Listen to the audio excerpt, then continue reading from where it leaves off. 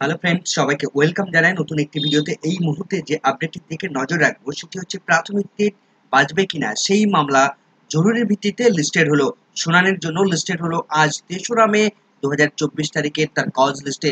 আর কয়েক ঘন্টা পরেই এই মামলাটি শুনানির জন্য লিস্টেড হয়েছে।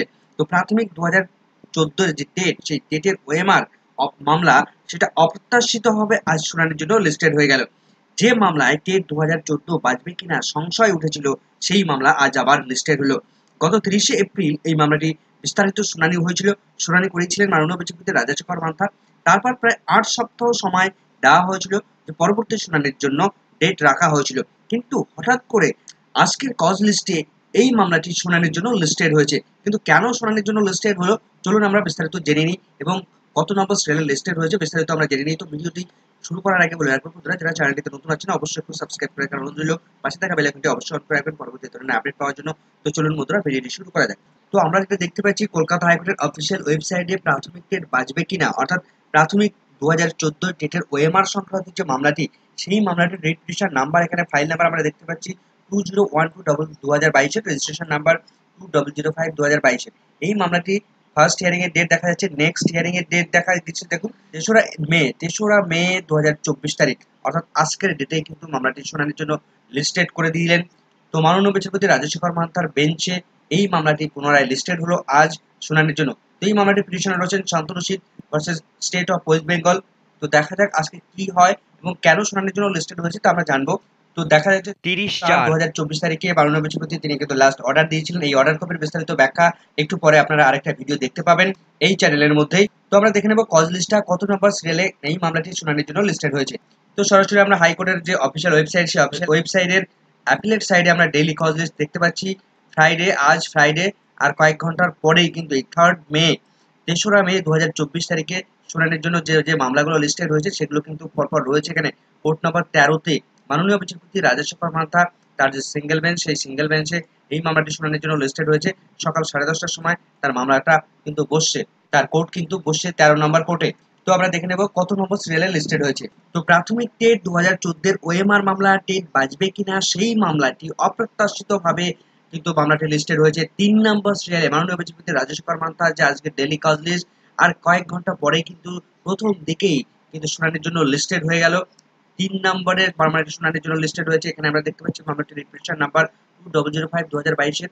মামলাটির পিটিশনার রয়েছেন Shantanu Sit versus state of West Bengal.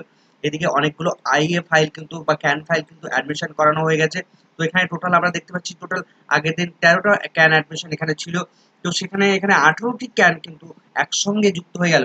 তো ১৮টি ক্যান কিন্তু এখানে প্রচুর পরিমাণে শিক্ষক, যারা ২০১৭ শিক্ষক ছিলেন, যারা ট্রেন নন ট্রেন সমস্ত শিক্ষকরা এখানে অ্যাড হয়ে গেছেন। তার পাশাপাশি যারা বঞ্চিত, যারা চাকরি পাননি বা চাকরি পাওয়ার আশা ছিল, সেই সমস্ত প্রার্থীরাও কিন্তু নতুনভাবে টেট বাঁচানোর জন্য তারা ক্যান ফাইল করেছে। তারাও কিন্তু আজ শিক্ষক এবং বঞ্চিত কোনো একটা জায়গায় এসে দাঁড়িয়ে এক ছাতার তলায় এসে এই টেট ২০১৪ বাঁচানোর লড়াইয়ে সামিল হয়ে গেল। তো এই ৩ নম্বর মামলার সঙ্গে আরো অনেকগুলো মামলা কিন্তু একসঙ্গে যুক্ত রয়েছে। দেখুন WT4 এর সঙ্গেও কিন্তু আরো অনেকগুলো ক্যান অ্যাডমিশন হয়েছে। ছটি ক্যান কিন্তু এখানে অ্যাডমিশন হয়েছে। WT5 এখানে 10 নম্বর পর্যন্ত আমরা দেখতে পাচ্ছি। তারপরে আমরা আরেকটু নিচের দিকে চলে যাব। দেখুন অনেকগুলো মামলা কিন্তু ওএমআর সংক্রান্ত মামলা ২৪ নম্বরে দেখতে পাচ্ছি। তো ২৪ পর্যন্তই শেষ এখানে, অর্থাৎ টোটাল ২৪-২৫টা মামলা, তার সঙ্গে অনেকগুলো ক্যান অ্যাডমিশন হয়েছে।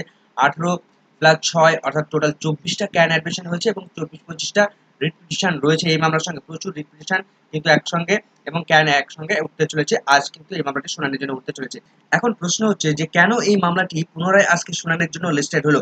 আমরা জানি গত ৩০শে এপ্রিল ২০২৪ তারিখে মাননীয় বিচারপতি রাজাশেখর মান্থা এই প্রাথমিক টেট বাঁচবে কিনা বা ওএমআর সংক্রান্ত এই মামলাটি বিস্তারিত শুনানি করিয়েছিলেন এবং সেখানে অর্ডার দিয়েছিলেন যে আগামী আজকের ডেট পর থেকে আগামী ৮ সপ্তাহ পর এই মামলাটি পুনরায় আবার শুনানি হবে। সমস্ত বাদী বিবাদী উভয় পক্ষ তাদের একে অপরের যে এফিডেভিট, একে অপরের যে তথ্য, সেগুলো আদান প্রদান করবে। তারপর ৮ সপ্তাহ পরে গিয়ে এই মামলাটি শুনানি হবে। কিন্তু হঠাৎ করে অপ্রত্যাশিতভাবে এই মামলাটি শুনানির জন্য লিস্টেড হয়ে যাওয়াতে সবাই কিন্তু অবাক হয়ে গেছেন। এখন প্রশ্ন হচ্ছে কেন এই ওএমআর সংক্রান্ত মামলা বা টেট ২০১৪ বাঁচবে কিনা সেই মামলাটি অপ্রত্যাশিতভাবে আজ শুনানির জন্য লিস্টেড হলো। দেখুন গত ৩০শে এপ্রিল ২০২৪ তারিখের যে অর্ডার, সেই অর্ডারে কিন্তু পরিষ্কার করে উল্লেখ করা ছিল বাদী বিবাদী উভয় পক্ষ, পিটিশনার এবং রেসপন্ডেন্ট উভয় পক্ষ, তারা কিন্তু তাদের এফিডেভিট আদান প্রদান করবে এই 8 সপ্তাহের মধ্যে। কিন্তু এই 30 তারিখের পর আজকে 3 তারিখ, এই কয়েকদিনের মধ্যে কিন্তু এই এফিডেভিট গুলো তারা আদান প্রদান করতে পারেনি। সুতরাং তারা নতুন করে আবার কি শুনানি করাবে সে বিষয়ে কিন্তু প্রশ্নচিহ্ন রয়েছে। তাহলে কি জন্য শুনানি হতে পারে? দেখুন, একটা বিষয় আমি কিন্তু লক্ষ্য করতে পেরেছি যে মাননীয় বিচারপতি রাজশেখর মান্থার বেঞ্চে বিভিন্ন সময় যে শুনানিগুলো চলে এবং তিনি যে অর্ডার দেন সেই অর্ডার কপির মধ্যে যে বিষয়বস্তুগুলো লেখেন, বিভিন্ন সময় দেখা গেছে যে সেই মামলাগুলো পুনরায় সেই কয়েকদিন পরেই এই মামলাটি আবার লিস্টেড হয়। কেন লিস্টেড হয়? সেই মামলার যে অর্ডারগুলো দেন মাননীয় বিচারপতি, সেই অর্ডারটাকে কারেকশনের জন্য লিস্টেড করান।